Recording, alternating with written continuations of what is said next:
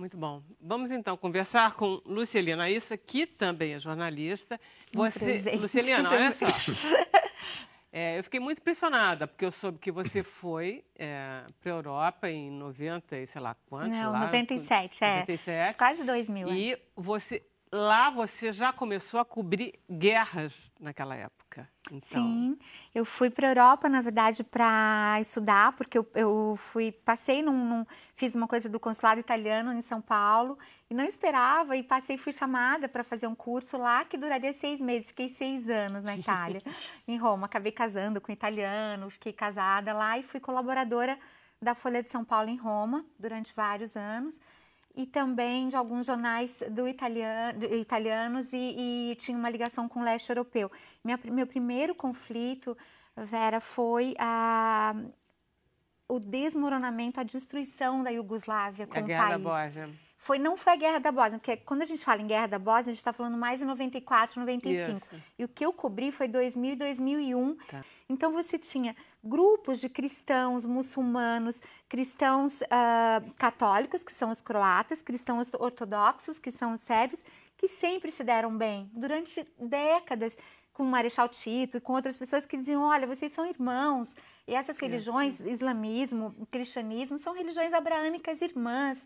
E, de repente, você tem algumas pessoas, uma elite, de uma parte do país, insuflando ódio religioso.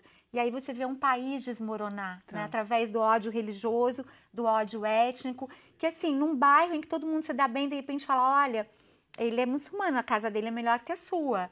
Olha, ele tem mais água que você. E aí você tem uma componente, uma fórmula muito triste, muito perigosa, e que eu tenho muito medo que chegue no Brasil, que é ódio político aliado a fácil acesso a armas. Tá. E quando você tem essas duas coisas juntas, é muito triste. E foi isso que você viu lá. E foi isso que eu vi. Porque assim, eu falava, mas espera aí, vocês são muçulmanos e cristãos que sempre se deram bem, que sempre se respeitaram. A gente tem, né, Jesus como um profeta do Islã, Jesus é super amado pelos muçulmanos. Eu sou cristã e fui recebida maravilhosamente, assim, de uma maneira que me emocionou tanto na Síria, no Líbano, na parte da Bósnia muçulmana também. E aí você tem, um momento em que esse ódio se desencadeia, e aí vem o ódio étnico e religioso, em que um grupo de pessoas trabalha para mostrar que o que nos separa é maior do que o que nos une. E o que é impressionante é que nessas histórias as mulheres e as crianças são as que mais pagam sofrem. O pato mesmo. E aí o primeiro conflito que eu cobri, exatamente isso que você falou, foi a ex-Yugoslávia, e que foi a primeira vez em 2000 e 2001 que eu vi o final, quando os Estados Unidos bombardearam Belgrado, que você lembra bem, eles até bombardearam a embaixada chinesa, depois falaram que tinha sido um engano, e aquela história que a gente conhece. E foi quando eu percebi pela primeira vez, foi quando eu me interessei por cobrir, assim, quem são as mulheres, quem são as refugiadas, qual é o rosto da mulher nessas guerras. E foi a primeira vez, eu ainda muito jovem, né, naquela época estava começando a minha carreira, em 2000, descobrindo que, primeiro, que se existe um rosto da paz, ele é feminino, ele é o rosto de uma mulher.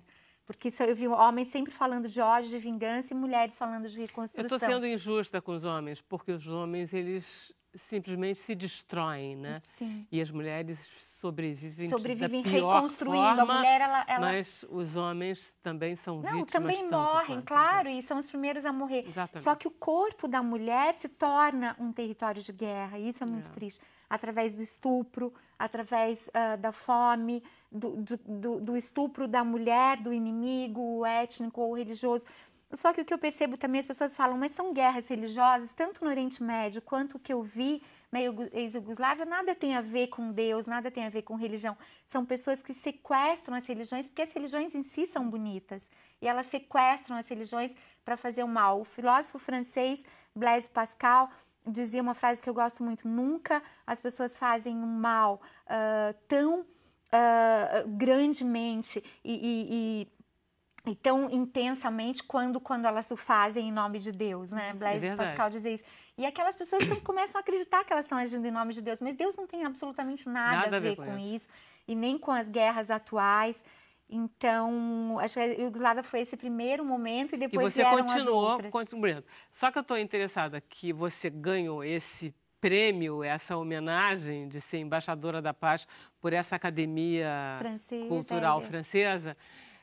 porque você resolveu viver a vida de um refugiado. Isso, exatamente. Isso eu estou para lançar, né? Estou terminando 2 livros, na verdade.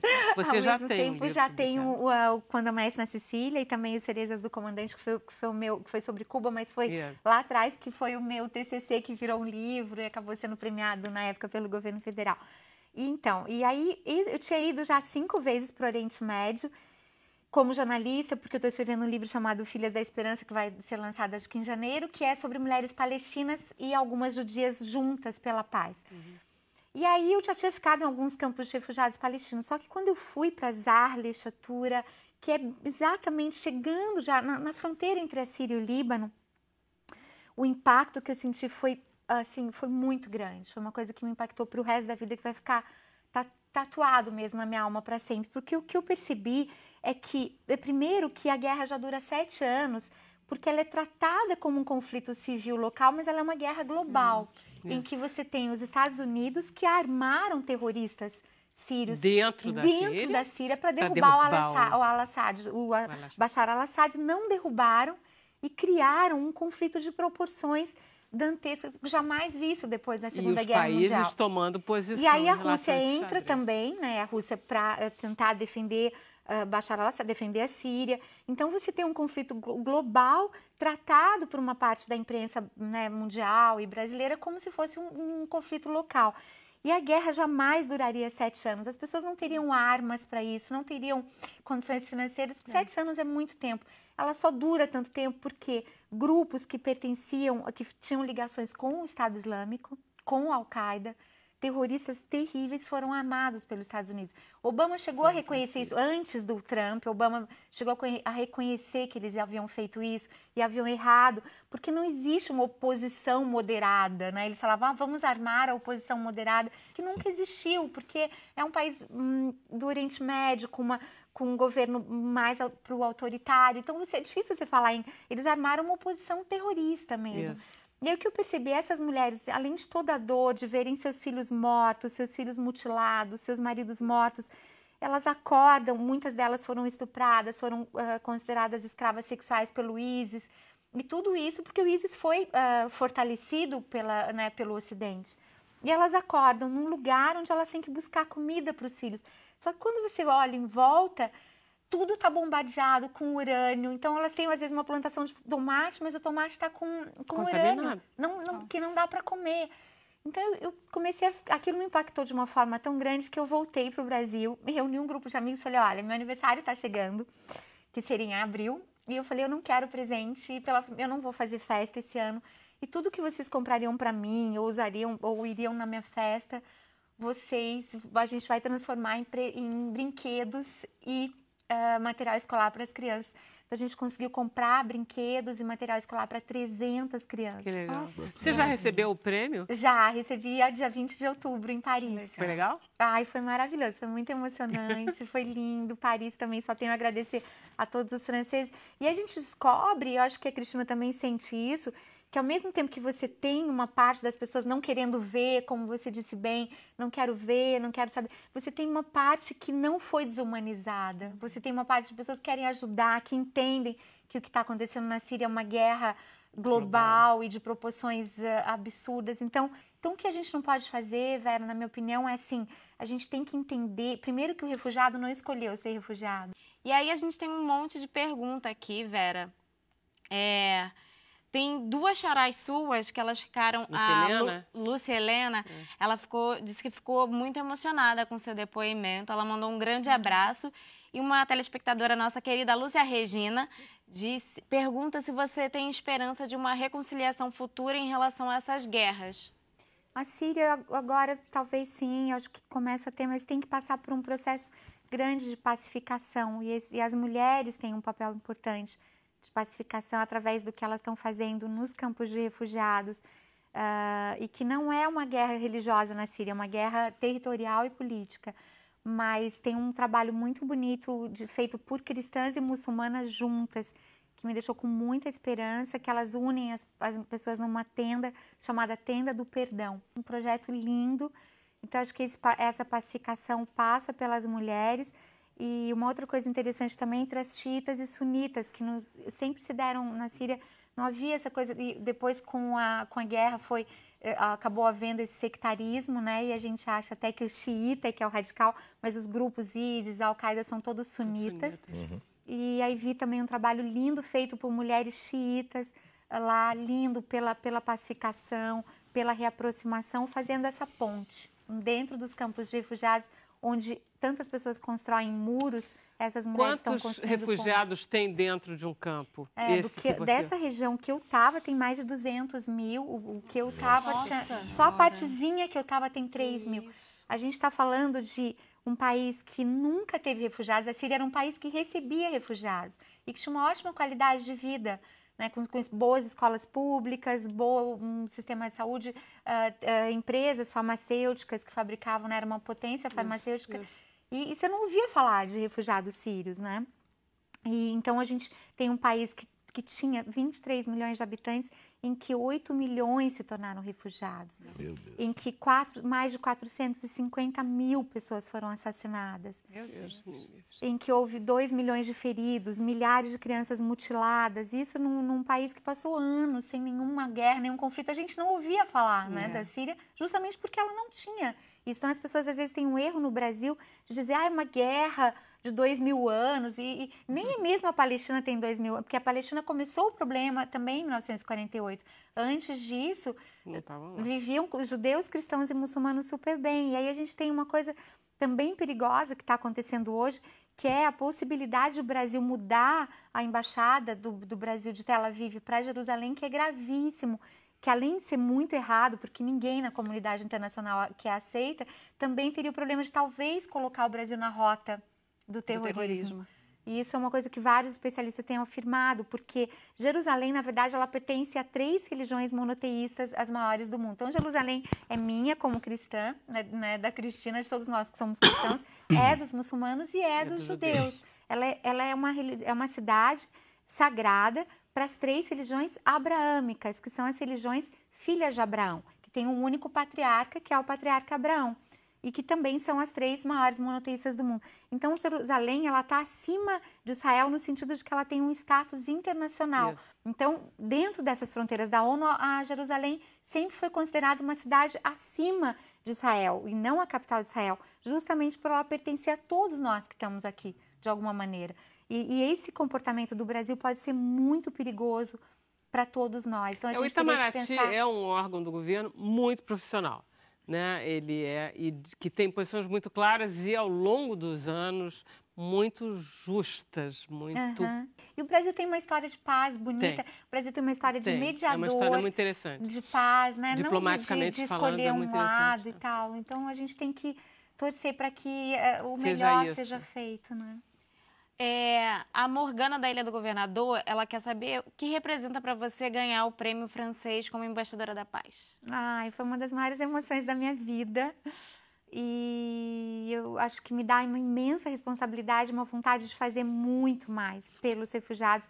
Mas a mim não me parece que você parou, não. Não, ainda quero fazer muito, ainda quero voltar para lá antes de terminar o livro, o outro sobre o sol do céu de Damasco. E mostrar isso, porque as guerras geralmente não falam de mulheres. Agora, uma curiosidade de repórter, né, uma curiosidade profissional, porque a gente sabe que não é fácil circular por uma zona de guerra e para a mulher é mais difícil ainda. Muito.